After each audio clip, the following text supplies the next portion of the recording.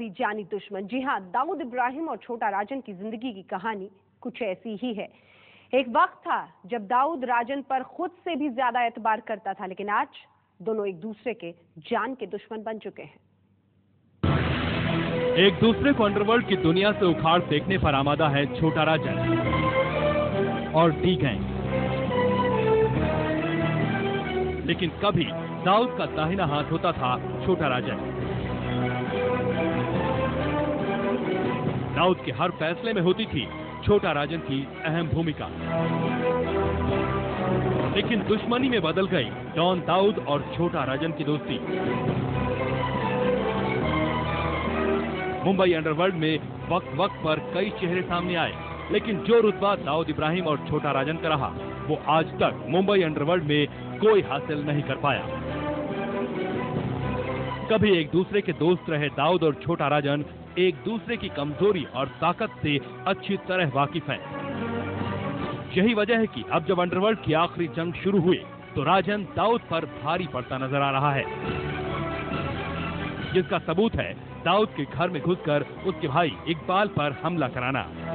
के घर में आके उनका आदमी को ठोकना, और ये बहुत बड़ा एक ईगो का सवाल हो गया है। और मुझे लगता है कि उसी के बदले में पकमोड़िया स्ट्रीट, जहाँ पे जो दाऊद का एकदम घर माना जाता था, हाँ, उसी एरिया में आके उनका जो भाई जो है, टारगेट तो इकबाल कासकर ही था। मुंबई अंडरवर्ल्ड में एक दौर था जब डी कंपनी में राजन बेहद खास हुआ करता था, लेकिन दोनों के रिश्ते में दरार तब शुरू हुई जब 80 के दशक के अंत में राजन ने दाऊद से बिना सलाह लिए शिवसेना के नगर सेवक खिम बहादुर थापा को मार दिया। कहा जाता है कि थापा के दाऊद से अच्छे संबंध थे। इसी के बाद दाऊद राजन से काफी नाराज हो गया था, लेकिन दाऊद और राजन के रिश्ते उस वक्त टूट गए जब मुंबई में 1993 में बम ब्लास्ट हुए। मुंबई ब्लास्ट में 257 लोग मारे गए थे।